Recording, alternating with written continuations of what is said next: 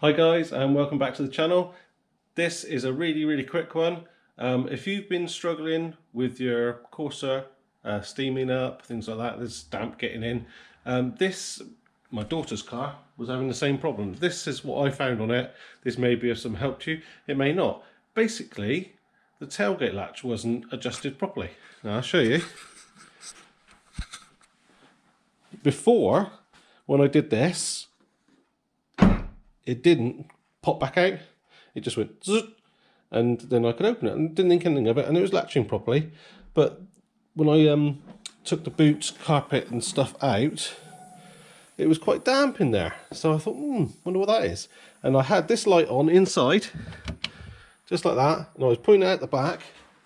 And when this was shut, with the light off, I could see light just coming out all the way around, and it just wasn't adjusted enough.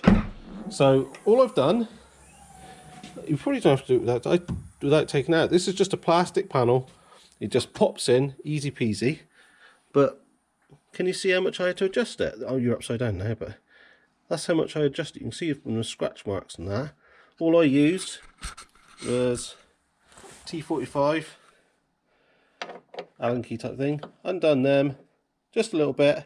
Got my soft hammer, tapped it, and then just done it a few times until it sort of, you get some restriction on it. You know, it won't shut like that. Previously, if I did that, it would just go click and that'd be it. So now it shuts firmly, but also pops.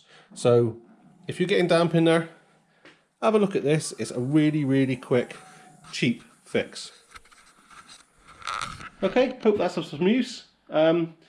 Please subscribe, give us a thumbs up if it's any use, and I'll see you next time. Cheers then!